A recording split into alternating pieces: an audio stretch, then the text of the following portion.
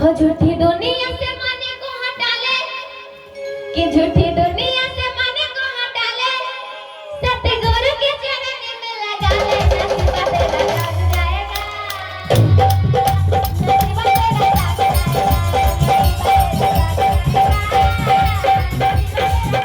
जाएगा। दुनिया से माने को हटा ले, दुनिया से माने को हटा ले, सतगुरु के चरण में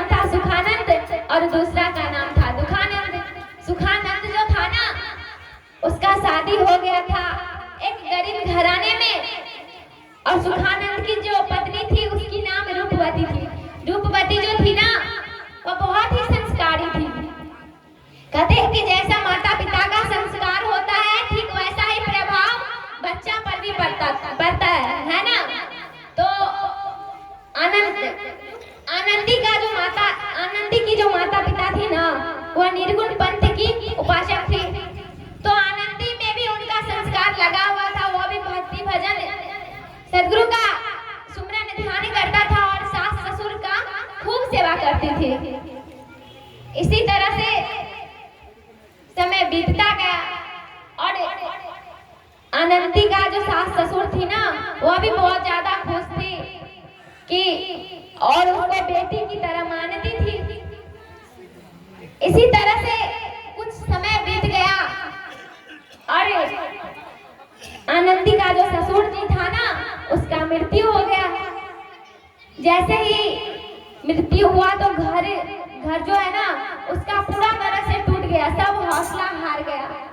हमारे नानी जी के तरफ से आशीर्वाद के रूप में 101 रुपया दान आए हैं। हम अपने नानी जी के चरणारविंद में त्रिपेखन बंदगी करते हैं, साहे बंदगी। और एक बाबू के तरफ से 51 रुपया दान है सदगुरु के दरबार में। सदगुरु सदैव उन्हें कल्याण करे। देखिए, उसका आनंदी का जो ससुर था ना, उसका मृत्यु हो गया। सदगुरु कबीर साहब कहते हैं कि आए हैं तो जाएंगे राजा रंग फकीर, और एक सिंहासन चढ़ चले तो एक बंधे जंजीर। भैया, जो इस संसार में आया है उसे आज नहीं तो कल एक ना एक दिन जाना ही पड़ेगा। देखिए, ऐसा हुआ, उसका पूरा परिवार टूट गया। जब समय खराब होता है तो उस समय कोई एक बाबू की तरफ से सदगुरु के दरबार में 51 रुपया दान आए हैं। सदगुरु सदैव उन्हें कल्याण करे।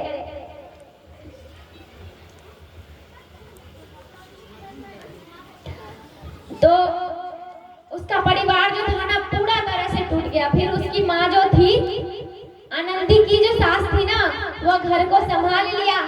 कहा, अरे बेटा, अभी तुम्हारा बाप मरा है, अभी मैं तो जिंदा हूँ ना, मेरे रहते हुए तुम लोग ऐसे कैसे हो सकते हो। उसकी जो सास थी, वह पूरे तरह से अपने परिवार को फिर अच्छा बना लिया। और उसी बीच में आनंदी की सास जो थी, उसका मन हो गया कि क्यों ना मैं अपने छोटे बेटा का भी शादी कर लूं। छोटा बेटा दुखानंद का शादी एक बड़े घराने में की। और जितने भी मेरे माँ बहन सर खड़ा रहबे तनी के सत्संग गाओ कने काले लोग सुना आगाई बहुत जगह छे खाली आ सबे सुनो कने काल सुनियो ध्यान से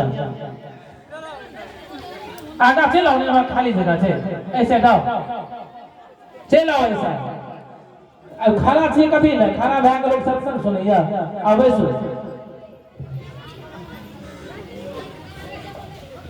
हेलो। तो उसका जो छोटा बेटा था दुखानंद, उसका शादी एक बड़ा ही घराना में हो गया। अखनी जे अपना सब सुने दिए दुनिया के चले दुइयो के बेटा रहे सुखानंद और दुखानंद।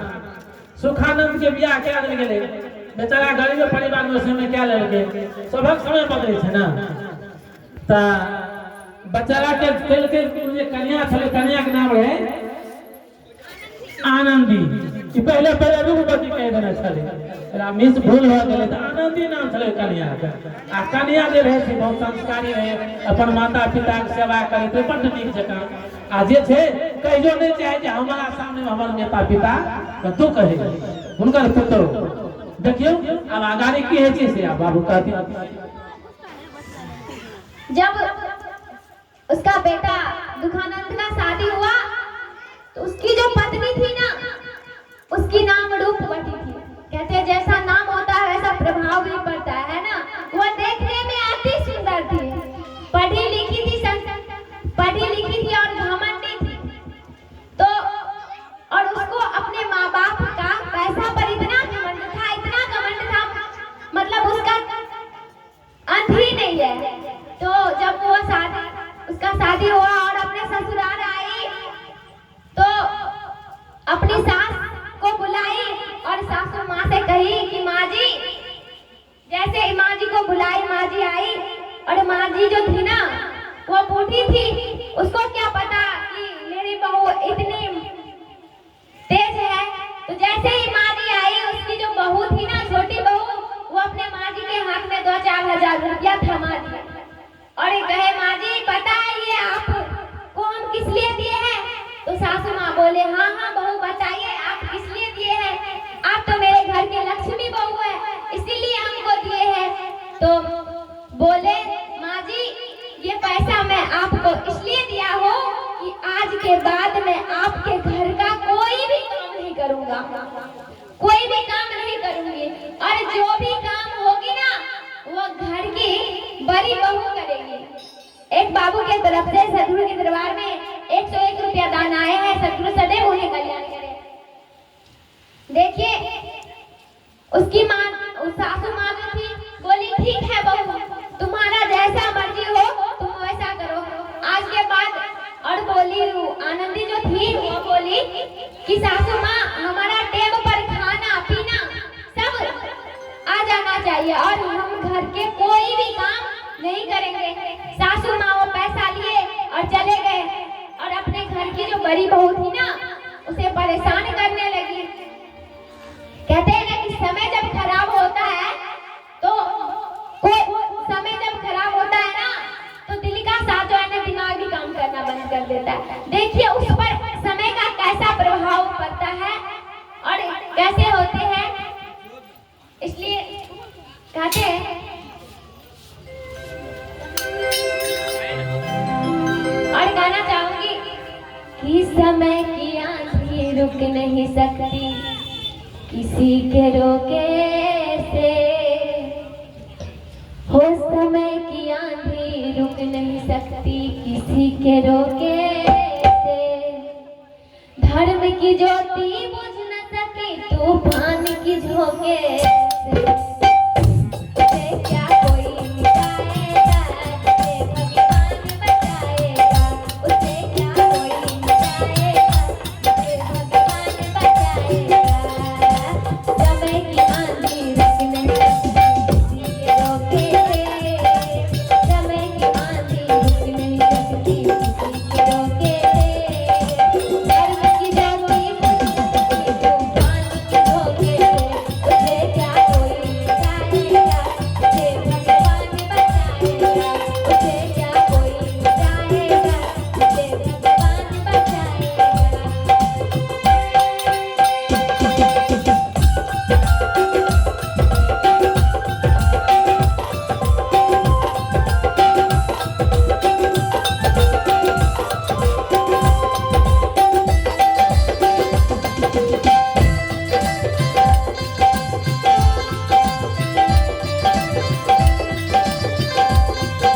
बाबू के तरफ से सदगुरु के दरबार में 51 रुपया दान आए हैं। सदगुरु सदैव उन्हें कल्याण करे।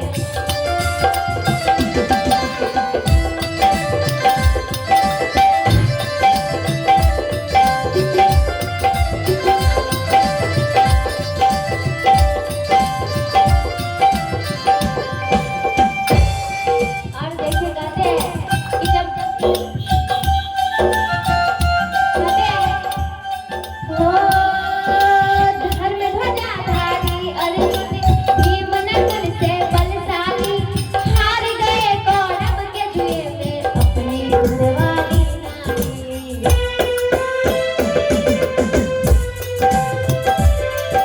देखिए कहते हैं धर्म ध्वजाधारी अर्जुन भीम नकुल से बलशाली और हार गए कौरव के जुए में अपनी घरवाली नारी। देखिए उस पर समय का ऐसा प्रभाव पड़ा कि उस समय उसे ये भी याद नहीं रहा कि मेरे पास इतना धन संपत्ति है, हम बदले में उसे भी हार सकते हैं। उस समय उसे कुछ याद नहीं रहा और उस समय उसने अपने घर वाली जो पत्नी थी ना उसको ही हार गए जुए में। सोचिए धर्म ध्वजाधारी अर्जुन के तरह आज तक इस संसार में कोई धनुषधारी था? कोई नहीं है ना। सोचिए जब समय उसका खराब चला तो वो अपने घर वाली नारी जो थी ना उसे ही हार गए।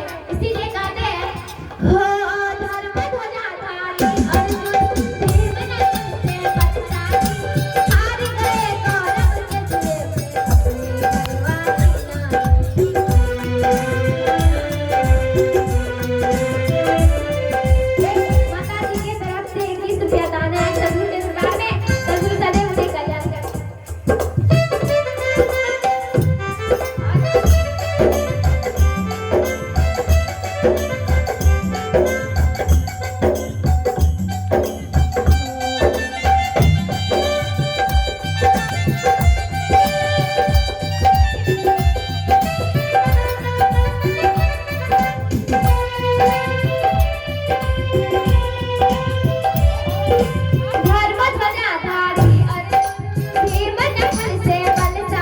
हार गए गौरव के जुए में अपने घर वाली नारी।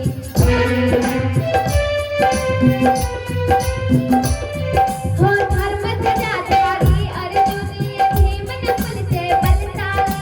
हार गए गौरव के जुए में अपने घर वाली नारी।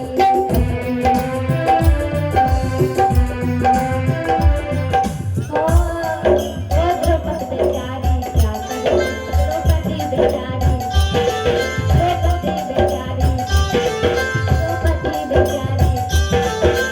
जैसे हरण हो गया था धर्म की ज्योति पूर्ण थी, तूफान के झोंके से उसे क्या कोई मिटाएगा, भगवान बचाएगा, उसे क्या कोई मिटाएगा, भगवान बचाएगा।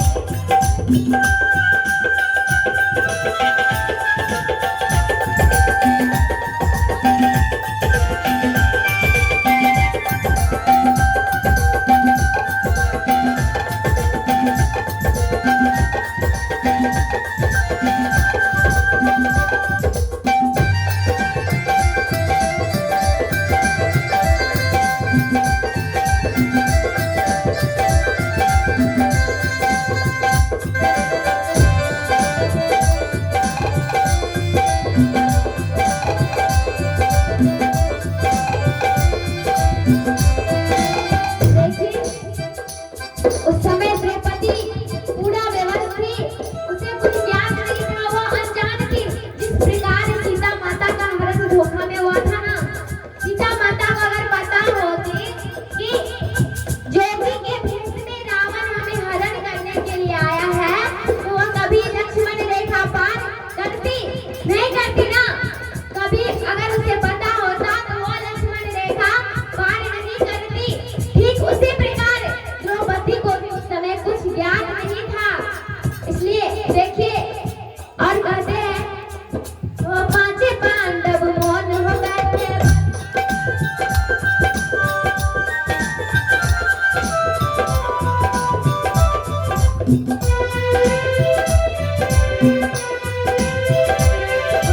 पांचे पांडव सभी बजुराए बैठे आंखें नीच करी, बाल पकड़ कर पांचाली का लाया गया जब खींच कर।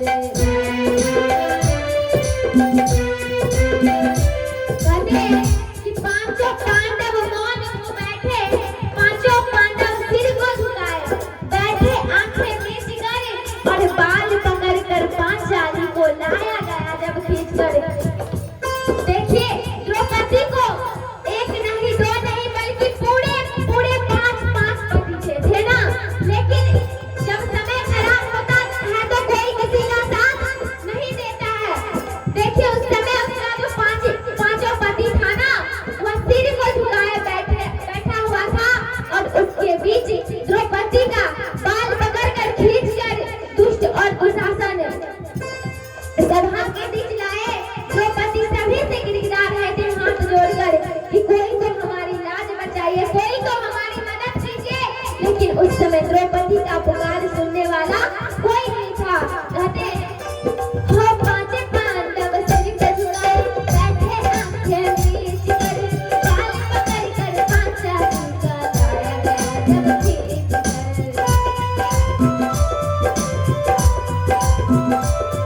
हे पांचों पांडव सिर को झुकाए बैठे आंखें नीच कर, बाल पकड़ कर पांचाली का लाया गया जब खींच कर।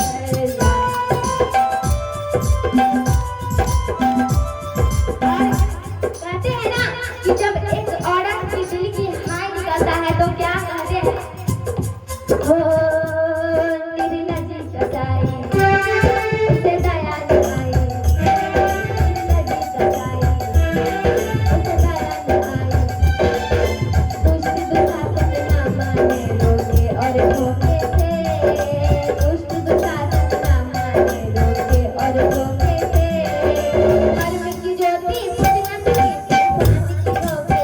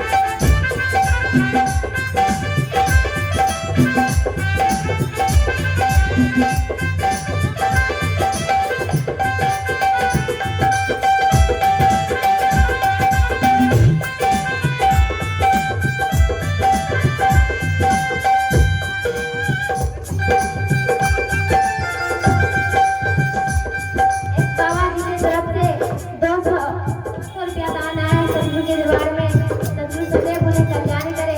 और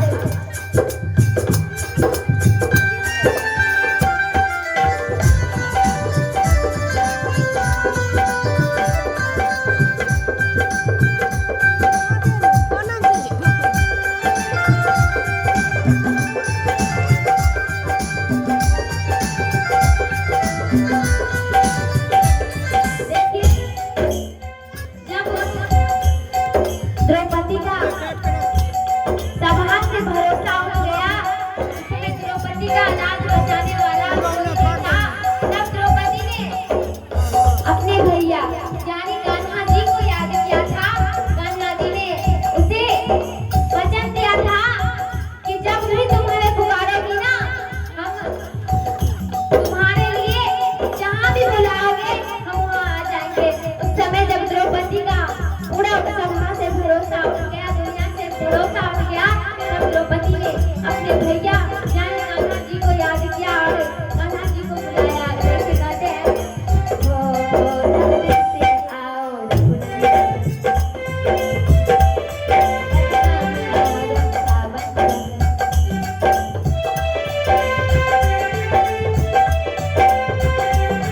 जल्दी से आओ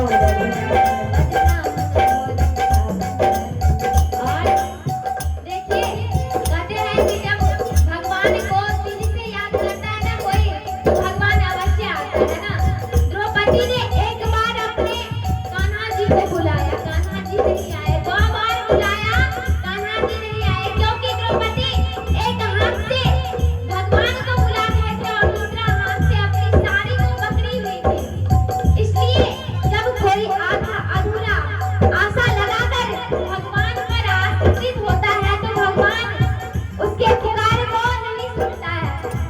जब भगवान नहीं आया तब द्रौपदी ने दोनों हाथ ऊपर किया और कहा, हे कान्हा जी, अब हमारी लाज तुम्हारी हाथ में है। द्रौपदी ने दोनों हाथ ऊपर किया, कहा, हे द्वारिकानाथ, अब हमारी लाज आपकी हाथ में है। जैसे ही द्रौपदी ने दोनों हाथ ऊपर किया, कान्हा जी उस समय सभा में ही थे, लेकिन जब द्वारिकानाथ के नाम से द्रौपदी ने भगवान कृष्ण को बुलाया तो कृष्ण भगवान सभा से द्वारिका जाकर और चीर बढ़ाए। देखिए कहते हैं, हो जल्दी से आओ रघुनंदन बदनाम न हो रखा, जल्दी से आओ बदनाम न हो रखा। पुकार सुना तो कमल कन्हैया आ गए मौके से, पुकार सुना तो कमल कन्हैया आ गए मौके से। धर्म की ज्योति बुझ न सकी तूफान की झोंके से, करेगा कोई बचाएगा, उसे भगवान बचाएगा, उसे क्या कोई बचाएगा।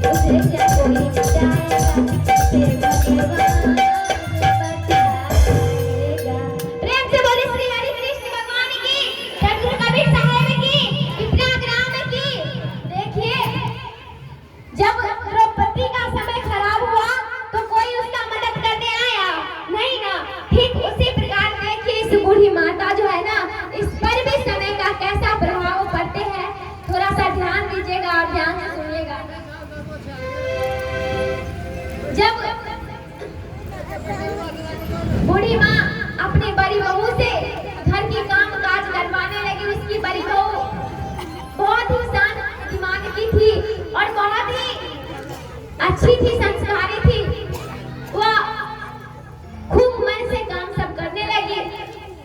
वह कभी नहीं अपने सासू माँ को कहती थी कि माँ जी आप अपनी छोटी बहू को भी बोलिए काम करने के लिए, वो कभी नहीं करती थी। वह खुशी खुशी काम सब करने लगी। ऐसा हुआ कि काम जब इसी तरह से 2-4 महीना बीत गया। अब बूढ़ी माता जो थी उस पर खूब अत्याचार करने लगी। बूढ़ी माँ जो थी ना, उसे मतलब अब खाना पीना सब बंद कर दिया। अनंती का खाना पीना सब बंद कर दिया, उसे खाना पीना नहीं देती थी। दिन भर काम करवाती थी, कपड़ा धुलवाती थी, खाना बनवाती थी और छोटी बहू को टाइम पर खाना पहुंचाती थी। अब देखिए आनंदी अपने पति को बोले कि आज 2-4 रोज से खाना भी नहीं खाया है, भूख भी लगी।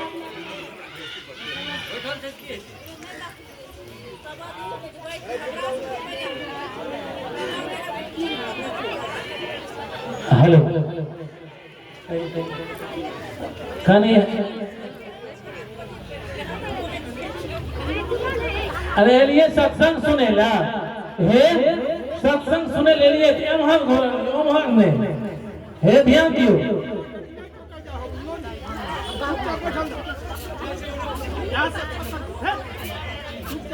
नहीं नहीं गलत बात नहीं नहीं बैसू आगा देखियो